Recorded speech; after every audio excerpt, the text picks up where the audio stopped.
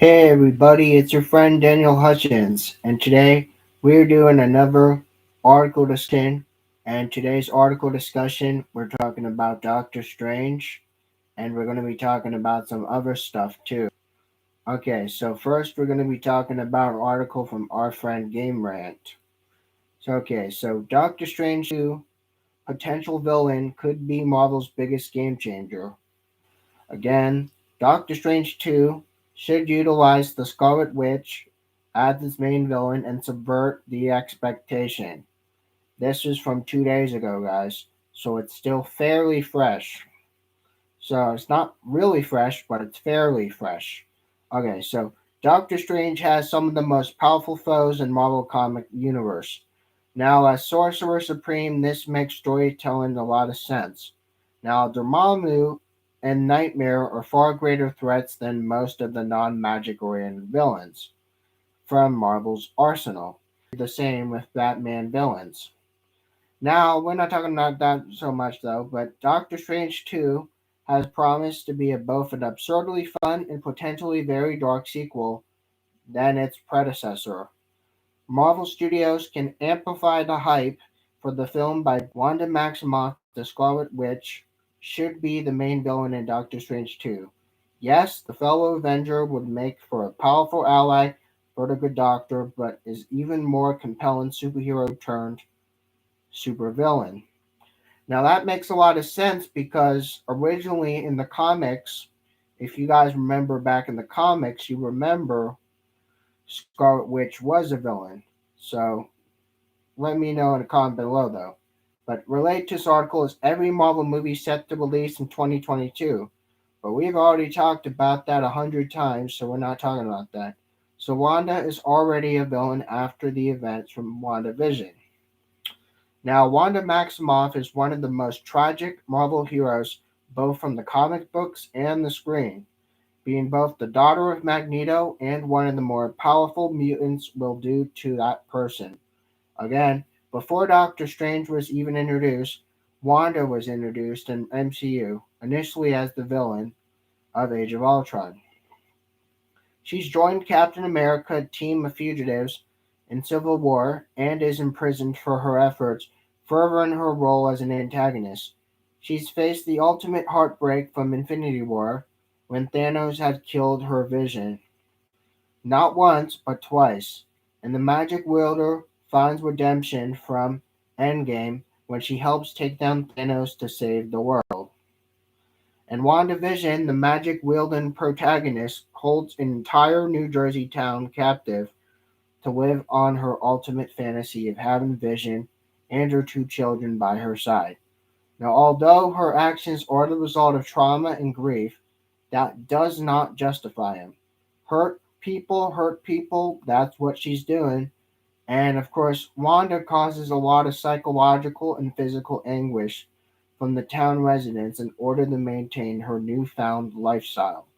There's also much speculation that Mephisto, which is Marvel's quasi stand in for the devil, would show up to prove to be the season's puppet master supervillain. But the true villain here is Wanda. Now, Scarlet Witch becomes even more powerful at the end of WandaVision after obtaining the book we call the Darkhold. Now, there's an episode about that, so go back and watch it if you want.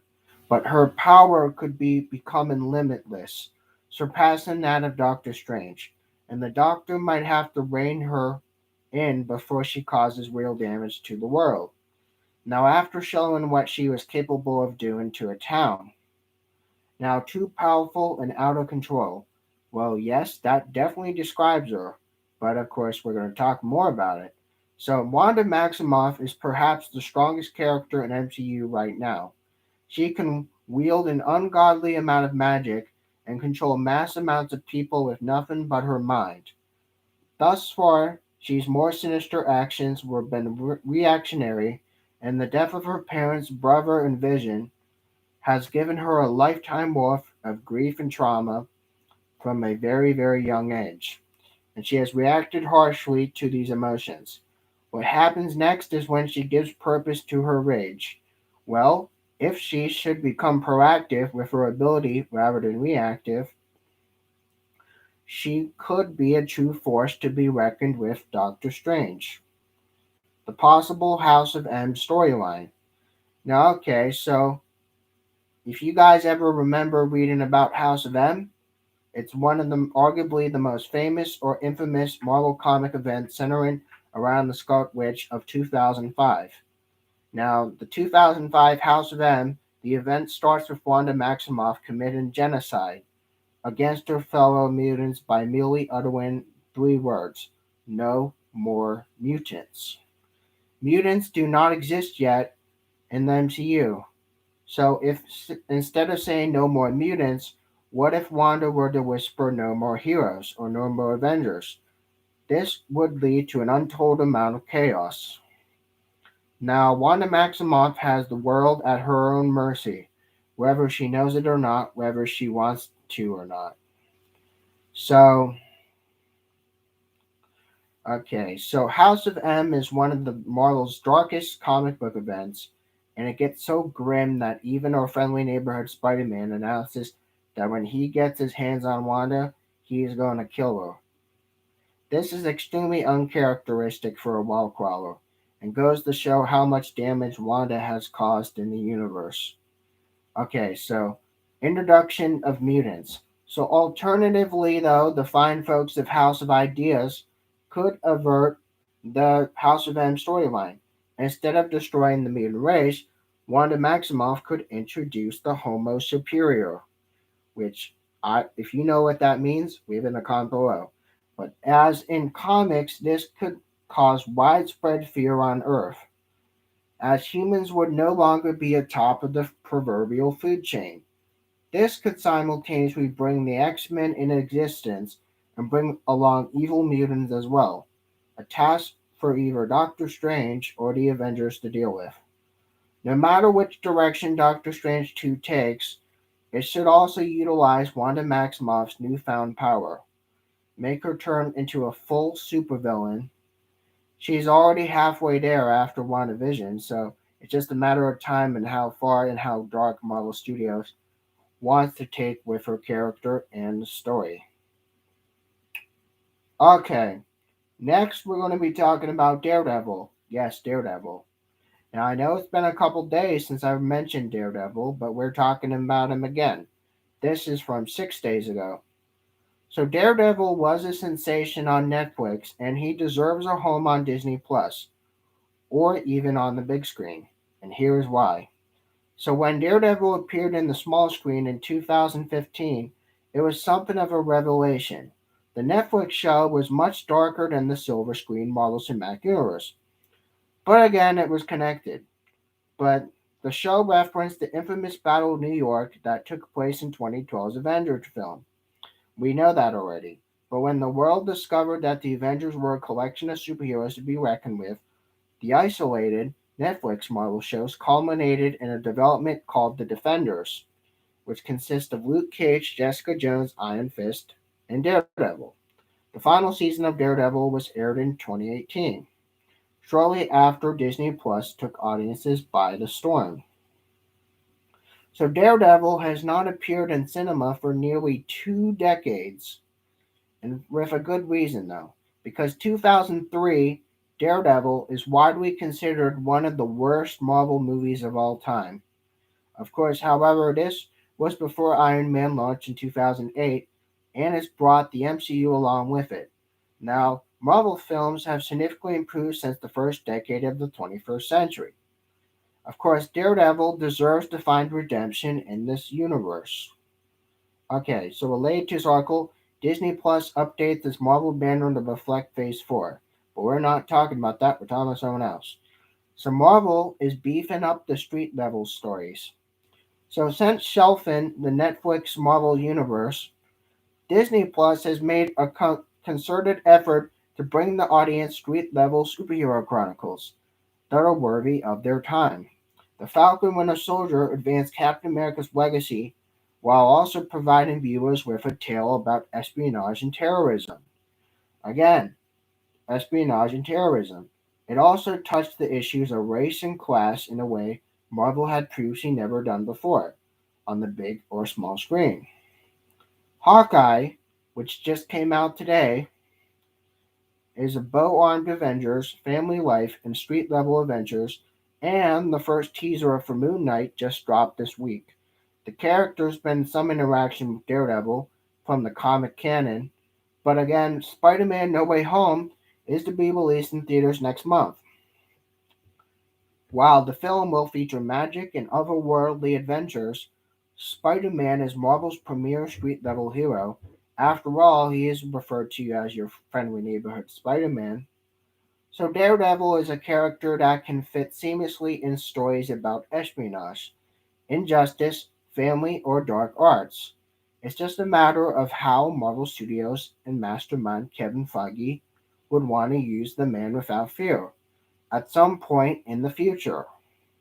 Okay, so bring together the Defenders in the MCU.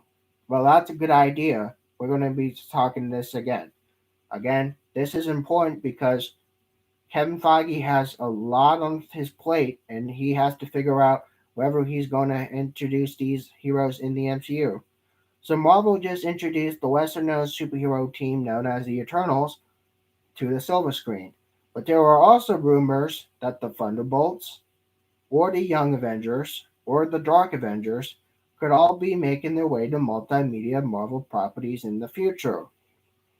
Okay, so while the Defenders were recently on a small screen, courtesy from Netflix, they deserve to be interacting with likes of Avengers and big screen exploits. At various points from comics, each of the members of Netflix Defenders was a member of the Avengers. After all, for a cinematic universe that has so many adventures in New York City, it needs to have a reliable street level team to make the world all more fun and also believable. That way you can get more fans to love and honor Marvel. Again, Daredevil and Spirituality. Somewhat ironically, though, Daredevil is one of the few superheroes from mainstream comics who wears his religion on his sleeve. The Devil of Hell's Kitchen is a devout Irish Catholic and is often depicted as a navel gazing on top of a church. If you didn't know that, then you just learned something. But after the event from WandaVision, audiences could expect a lot more magic and supernatural event to occur in the MCU. After all, it is the multiverse we're exploring. So while fan theories about Mephisto, the Marvel's quasi stand-in for the devil, did not come to fruition, there were still rumors about his potential appearance down the road. If Marvel decides to make Hell a real place in the MCU, Daredevil is a perfect character to help introduce this sort of team-up adventure. After all, it would be particularly powerful if Marvel decides to resurrect certain superheroes or supervillains in the near future. Peter Parker needs a new mentor. Okay, so with Iron Man's death and departure from MCU, Peter Parker, Spider-Man, is in need of a new super mentor. So while the marketing of No Way Home leads the audience to believe that this will be the Sorcerer Supreme Doctor Strange, this could be a clever rouse by Marvel Studios. It made sense though for Iron Man to be MCU's Spider-Man mentor, given his access to his fortune and technology. However, the teenage street-level hero and sorcerer make an odd mentor-mentee pairing. So Daredevil has been rumored to be in Spider-Man No Way Home for some time. But after all, the alter ego with Matt Murdock, the lawyer in Marvel Comics, Peter Parker was interrogated in the police station during one of the scenes from No Way Home trailer. There are plenty of reasons to speculate that Matt Murdock is the man who will take his case to help Peter after the events of 2019 Spider-Man Far From Home, but given his finely tuned senses, Matt can probably deduce that Peter is truly Spider-Man and also not a murderer. Now, the two characters share a lot of time together in Marvel comic pages, and it would be nothing short of spectacular to see them traverse the New York City skylines in tandem. Daredevil has the best rogue gallery in Marvel Comics after Spider Man, and there's a reason for that. So while Daredevil does not have the same mass acclaim as Spider Man, he does boast a large, robust rug gallery. His arch nemesis is the Kingpin, who masterfully portrayed Vincent D'Onofrio on Netflix. However, supervillains and anti-heroes such as Elektra, Bullseye, Typhoid Mary, and others could work phenomenally well in the future of Marvel television shows or movie projects featuring Daredevil, Rogues, and ground level not dissimilar to what audiences were privy from the events of Falcon and Winter Soldier. Again, if Marvel Comics Daredevil is the most acclaimed solo superhero who is based in Manhattan, he is somewhat akin to that of Marvel's answer to Batman, the mirror man who operates at night in dark alleys to use the criminal's fear of him as a weapon. Marvel would be wise to utilize Daredevil in such a way in an upcoming project. Okay, let me know what your thoughts about that is, guys. Let me know what your thoughts are. I'm really fucking curious. I really want to know what your guys' thought is. Again, I'm really want to know what your guys' thought is about if you think Daredevil deserves a second chance. Okay, we're going back to Game Rant again. Um, Now we are talking about Star Wars again. Yes, Star Wars again. I did that in one of the other live streams I did. Actually, the video prior to this, I talked about Star Wars. But you check that out after this if you want. So EA is turning down Star Wars Battlefront 3 would be a big mistake. Rumors have suggested that EA's Star Wars Battlefront series won't get a third installment, and that would be a major case of a wasted potential. So Star Wars Battlefront series has been the fan favorite of Star Wars fan base ever since the very first installment, combining energetic third-person shooter action with all the traps of the galaxy far, far away. There's also been a sort of mystical air around their games. They've often served as a comprehensive Star Wars experience that acts as sort of living encyclopedia for the entire franchise. There were a few shooters that can mimic the experience of Star Wars Battlefront delivering, and it stands as one of the most important series of the identity of Star Wars as a whole. Unfortunately, the Star Wars Battlefront games have not always received treatment befitting with their legacy. Many fans are already familiar with how the original Battlefront series fell apart because of eternal issues with LucasArts, and while EA's reboot was solid despite its own issues, recent rumors suggest that series won't get the closure some have been hoping for. According to information from the insiders, who have made accurate claims of the past, developer DICE had pitched a Battlefront 3 to EA, but again it was turned down due to licensing cost.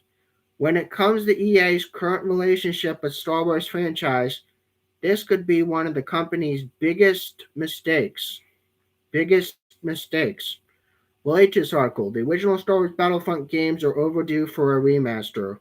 We're not talking about that because we already are talking about it. So EA's rocky relationship with Star Wars franchise. So in the time that EA had exclusive rights to make Star Wars games, it hasn't exactly done a great job of satisfying the vast majority from the fans. Now, in fact, the Battlefront reboot is one of the main reasons for that, specifically that Battlefront 2. The predatory microtransaction based progression system that the game has launched caused to an uproar across the entire industry, and it took months for DICE to fix the issue. Once the mechanic was fixed, many fans went back to Battlefront 2 to support all of the free DLCs. But much of the damage had already been done, so Battlefront 3 would be an opportunity to do things right the first time, but shows fans that the company can actually put together a modern Battlefront game that can be proud of across the board. Now, but if EA won't even give the game a chance, then any hope of the company fully redeeming itself will remain unrealized. the missed opportunity of a Star Wars Battlefront 3. So one of the most redeeming qualities of Battlefront 2 was just how much DLC support you got between all eras of Star Wars. Now, the scope of the DLC is that brought the game out of its hole after a launch. And when the support came to the end, there were still many fans that suggest ideas for expansions that even created mods for Battlefront 2, taking on what Battlefront 2 already had expanded with. These unrealized DLCs could grab the attentions of plenty of the fans that want an even bigger Star Wars Battlefront experience. And if monetization was done right, it would likely make up the licensing cost in due time. Now, Star Wars Battlefront fans have also struggled all this time without ever having a trilogy of Battlefront games, coming to fruition after the original series never even got a third installment. Now, after internal issues at LucasArts, EA became the only hope for Star Wars Battlefront trilogy. With how elusive the Star Wars Battlefront 3 had been, there could be a lot of longtime fans that go to the game just to say they finally played a third Battlefront installment. But if these rumors are to be believed, it's just another case of wasted potential. While it remains to be seen whether or not EA will support a Star Wars Battlefront 3 at a later date, the rumor certainly isn't as encouraging sign. After all, the time that EA has spent with their license, this wouldn't be ideal for the end of contract. That's already been the source of a lot of contentions. Until there's more official news in this matter, Star Wars fans will just have to wait and hope that EA will eventually does what's right for the Battlefront series and complete the trilogy somewhere down the line. Star Wars Battlefront 3 is reportedly not in development. Okay, so that's a little bit of a bummer. Because when you think that there's going to be a Battlefront 3, it turns out there's no idea for a Battlefront 3. Even though the idea is sort of there, it's like people aren't recognizing it, and it's frustrating. So there's more, guys, there's more. I just have to find something else. I have to find something else. Okay, so active an hour ago on Game Rant, there is Ant-Man and the Wasp: Quantumania officially has wrapped filming. Now, production of Ant-Man and the Wasp: Quantumania has officially wrapped filming. Director Peyton Reed has posted images to announce the news. Again, you check out the article on Game Rant. So, Paul Rudd's Scott Lang, better known as the superhero moniker Ant-Man, hasn't appeared from the big screen since Endgame 2 years ago, and solo Ant-Man feature film with last released 3 years ago. Now, from news that will excite patiently waiting fans, director Peyton Reed has confirmed the filming of Ant-Man and the Wasp: Quantumania has officially wrapped.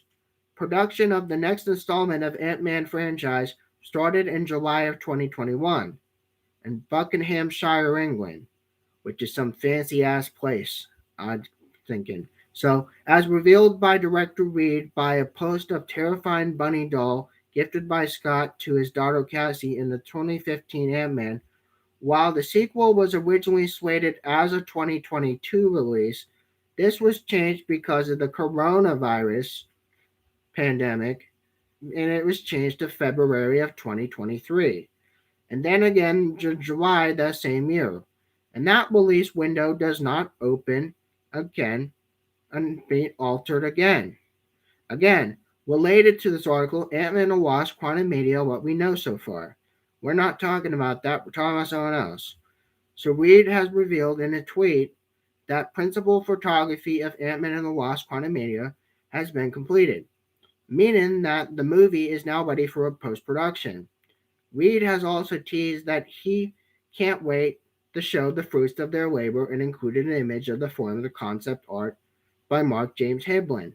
This artwork shows the minuscule wasp, who's played by Evangeline Lilly, poised on the head of a giant-looking Ant-Man, hinting at the size-shifting challenges ahead of the two heroes. Again, it's really, really weird, but again, go to Peyton Reed on Twitter. You can see the image below. So, details on the upcoming feature are few and far between. Also, but there is much excitement surrounding the inclusion of King the Conqueror, who only made his first appearance in the finale of Loki, played by Jonathan Majors. Now, Kang, a warlord who can time travel, would make sense as an antagonist to Ant-Man, since Avengers Endgame saw Scott stumble across the idea of time travel. Now, fans are speculating that Quantum Mania could give Kang his full introduction as a main villain of Marvel Studios Phase 4. But it's also not clear what version of Kang would appear in Ant-Man 3. There's also a speculation that the inclusion of Kang could mean the debut of the Young Avengers team from MCU. This groundwork is being laid by Kate Bishop, already appearing on her show, and Hawkeye, while Scott's daughter, Cassie Lang, is now being played by Catherine Newton, a more recognizable name, because hinting that Cassie may finally become Statue, another of the Young Avengers. Now, this is Reed's third outing as official MCU director. He was new to the world of superheroes for his first Ant-Man movie in 2015, but has subsequently been back again twice. Recently, actress Lily has praised the script for Ant-Man 3, which was penned by Jeff Loveness for Rick and Morty. While its first foray in the world of Marvel, indeed the film as a whole, Loveness has recently won an Emmy for his work as a scribe on Rick and Morty, and he's worked on a series for 2 years. These series comedy credentials should give Quantumania the much needed boost of humor department that was missing from the previous Ant-Man entries. Now, fans will have to wait until summer of 2023, July 2023, to see what will happen. But then again, one thing that can be expected is the further exploration of the quantum realm and all of its multiverse drama. Now, in the meantime, keep the eyes on Reed's Twitter page for any more sneak peeks of what is to come. Again, it is released on July the 28th of 2023. Okay, we're trying to find something else. We're trying to find someone else. We're trying to find someone else, guys. Alright, we're trying to find someone else. So bear with me for a few seconds. Alright. Okay. Now we're going to be talking about WandaVision again. So WandaVision's Agatha All Along has nabbed a Grammy nomination. Now, to the delight of all MCU fans, or most of MCU fans, WandaVision's Agatha All Along was nominated for Best Song Written by Visual Media for the Grammy Awards. This was for an hour ago.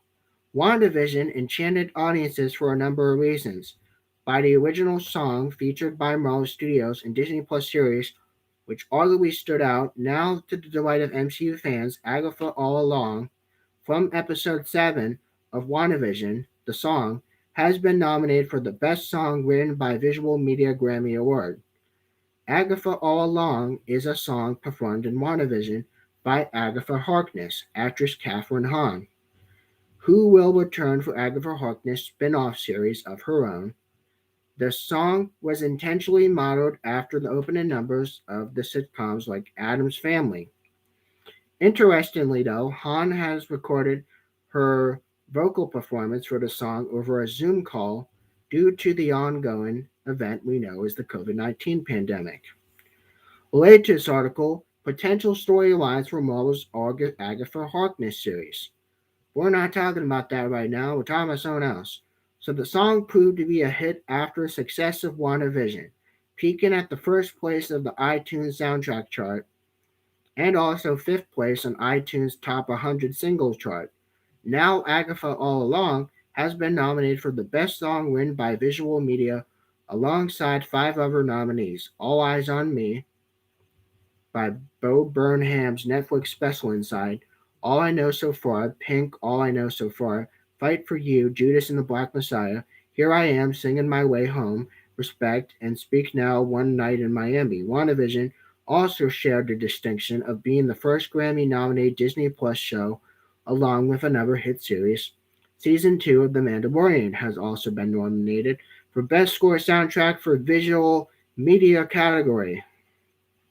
So while this was the first Grammy nomination for a Disney Plus series inspired by the Marvel Cinematic Universe, the nomination follows a fruitful history of the nods of MCU films in the three music for visual media categories previously nominated MCU films, including Iron Man, Guardians of the Galaxy, both the first and the second, Black Panther, Avengers Infinity War, and Avengers Endgame. Black Panther especially has extraordinary Grammy success, with its soundtrack receiving nominations in several categories, including Records, Songs, and Albums of the Year. This year's Grammy nominations were given to a prominent artists like John Batiste, Doja Cat, and Olivia Rodrigo.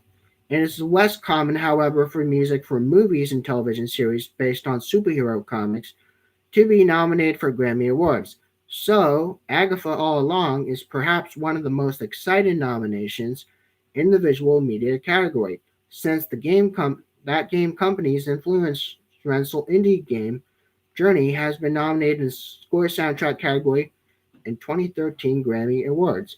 Nevertheless, MCU fans are surely going to be celebrating the continued success of WandaVision across major award bodies. WandaVision is also available on Disney Plus.